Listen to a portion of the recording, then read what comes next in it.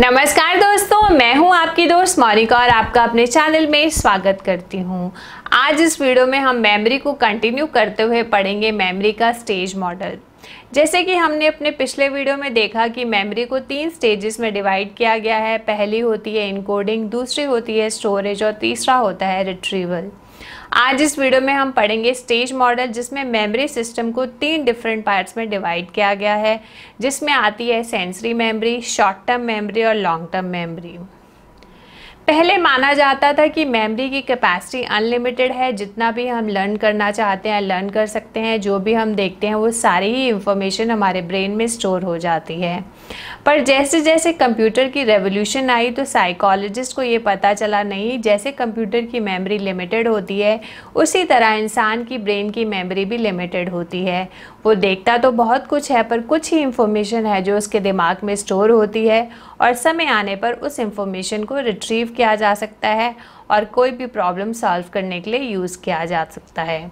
तो आज इस वीडियो में हम पढ़ेंगे स्टेज मॉडल, जिसमें कि ये 3 चीज़ें आती हैं, sensory memory, short term memory और लॉन्ग टर्म मेमोरी।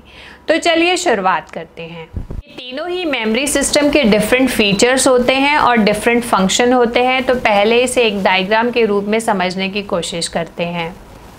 जैसे सबसे पहले इंफॉर्मेशन हमें मिलती है तो वो इंफॉर्मेशन जाती है सेंसरी मेमोरी के थ्रू, और फिर अगर हम उस इंफॉर्मेशन पे अटेंशन देते हैं तो वो इंफॉर्मेशन हमारी शॉर्ट टर्म मेमोरी में चले जाती है। और जब हम उस इंफॉर्मेशन को बार बार रिपीट करते रहते हैं, रिहर्सल करते रहते हैं, तो वो इंफॉर्मेशन धीरे धीरे जाके हमारे लॉन्ग टर्म मेमोरी में स्टोर हो जाती है। अब इस डायग्राम को हम डिटेल में समझने की कोशिश करते हैं। सबसे पहले शुरुआत करते हैं सेंसरी मेमोरी से। जैसे कि हम अपने पिछले वीडियो में जान चुके हैं कि हमारे 5 सेंस ऑर्गन होते हैं, जो कि होते हैं विजुअल मतलब किसी भी चीज़ को देखना, हेयरिंग मतलब किसी चीज़ को सुनना, टच मतलब किसी चीज़ को टच करना या फील करना, स्मेल मतलब किसी चीज़ को सूंघना और टेस्ट मतलब किसी भी चीज़ का टेस्ट आना। तो ये 5 ऑर्गन होते हैं जिसके थ्रू इंफॉर्मेशन हमारी बॉडी में हम फील करते हैं या फिर उसे समझते हैं या फिर उसे देखते हैं।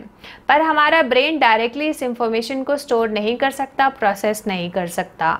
इसलिए हमारी बॉडी में होते हैं सेंसरी रिसेप्टर, जो इस इंफॉर्मेशन को इलेक्ट्रिकल इम्पल्सेस में ट्रांसफ़र करते हैं, जिससे कि हमारा ब्रेन जो है इस इंफॉर्मेशन को प्रोसेस कर सके और इस इंफॉर्मेशन को समझ सके।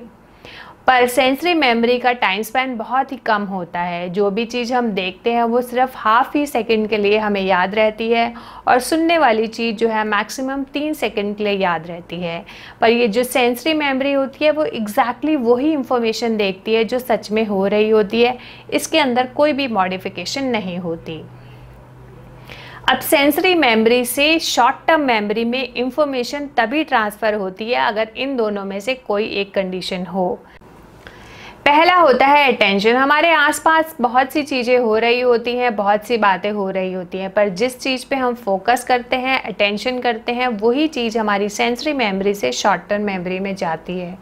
और दूसरा होता है नोन पैटर्न। नोन पैटर्न का मतलब होता है कि ऐसा कुछ हमारे सामने देखते हैं जो हम पहले देख चुके हैं, जिस चीज़ के बारे में हमें एक्सपीरियंस है, या फिर वो चीज़ जो हमारे लिए फैमिलियर है, मतलब उस पैटर्न को हम उस चीज़ को समझते हैं, तभी वो इंफॉर्मेशन या फिर वो बात जो है हमारी सेंसरी मेमोरी से हमारी शॉर्ट टर्म मेमोरी में जाती है। सेंसरी मेमोरी को स्टेज मॉडल के थ्रू समझ लेते हैं। जो भी इंफॉर्मेशन हमारी सेंसरी मेमोरी में जाती है वो मोस्टली 2 फॉर्म में हमारी मेमोरी में जाती है। फर्स्ट आइकॉनिक मतलब साइट, सेकंड इकोइक मतलब साउंड, और अदर सेंसेस के थ्रू भी जा सकती है। इसकी स्टोरेज कैपेसिटी बहुत ज़्यादा लार्ज होती है और ड्यूरेशन होती है हाफ सेकेंड से लेकर 3 सेकेंड्स तक।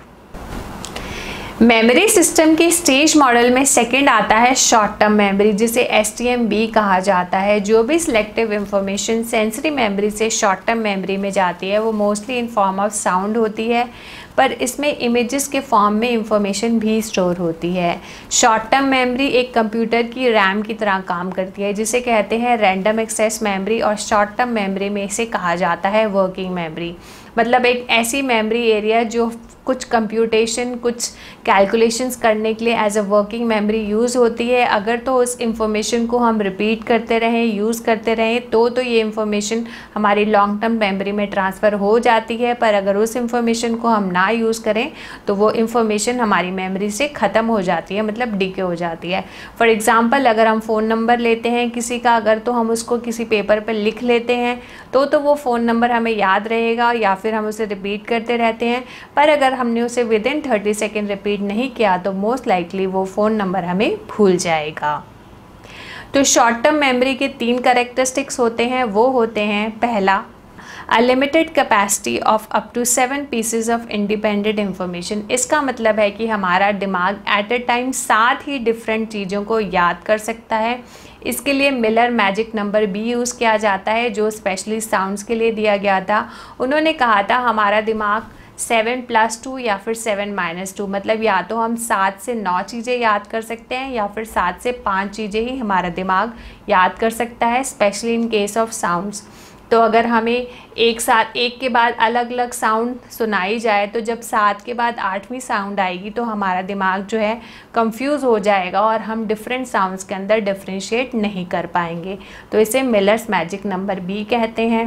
उसके बाद जो सेकंड कैरेक्टरिस्टिक है शॉर्ट टर्म मेमोरी का, वो है the brief duration of this item last from 3 to 20 second. मतलब कोई भी इंफॉर्मेशन शॉर्ट टर्म मेमोरी में 3 सेकेंड से लेकर 20 सेकेंड तक ही रहती है। थर्ड कैरेक्टरिस्टिक्स है decay appears to be the primary mechanism of memory loss. मतलब कि जो भी हमारी इंफॉर्मेशन शॉर्ट टर्म मेमोरी में रखी गई है, अगर हमने उसे रिपीट नहीं किया, यूज़ नहीं किया तो वो इंफॉर्मेशन जो है फिनिश हो जाएगी, ख़त्म हो जाएगी।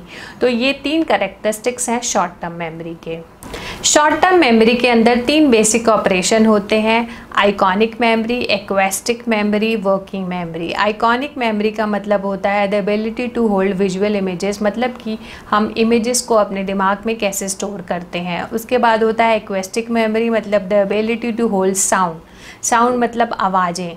एक्वेस्टिक मेमोरी जो है वो इमेजेस मेमोरी के मुकाबले ज़्यादा लॉन्गर पीरियड तक हमारे दिमाग में रहती है। इमेज मोस्टली 3 सेकेंड्स के लिए रहती है और साउंड जो है 30 सेकेंड तक हमारी शॉर्ट टर्म मेमोरी में रह सकती है। इसका मतलब है कि अगर हम कोई आवाज़ सुनते हैं तो वो ज़्यादा देर तक हम याद रख सकते हैं एज़ कम्पेयर टू अगर हम कोई पिक्चर देखते हैं उसके मुकाबले। उसके बाद नंबर 3 पे आता है वर्किंग मेमोरी। जैसे कि हमने अभी बात करी, वर्किंग मेमोरी एक रैंडम एक्सेस मेमोरी की तरह होती है जो कि कंप्यूटर की तरह होती है, जिसमें हम कुछ सेकंड के लिए कैलकुलेशंस कर सकते हैं। जब हम वर्किंग मेमोरी को यूज़ करते हैं तो वो डिपेंड करता है कि उस इंफॉर्मेशन को अगर हम रिपीट करते हैं तो वो इंफॉर्मेशन हमारे लॉन्ग टर्म मेमोरी में चले जाती है। अगर हम उस इंफॉर्मेशन को यूज़ नहीं करते तो वो हमेशा के लिए इंफॉर्मेशन हमारे दिमाग से निकल जाती है। इंफॉर्मेशन स्कीमास और पर्टिकुलर पैटर्न के हिसाब से स्टोर होती है। तो जब भी हम इस इंफॉर्मेशन को दोस्तों, आज इस वीडियो में हमने जाना the stage model of memory, जिसमें आता है sensory memory, short term memory और लॉन्ग टर्म मेमोरी। मैं ऐसे ही लाती रहूँगी और इन्फॉर्मेटिव वीडियोस। अगर आप मिस नहीं करना चाहते तो इस चैनल को लाइक कर सकते हैं, शेयर कर सकते हैं और सब्सक्राइब कर सकते हैं। तब तक के लिए नमस्कार दोस्तों, मैं हूँ आपकी दोस्त Monika. Wish you all health and happiness. Take care, bye, thank you.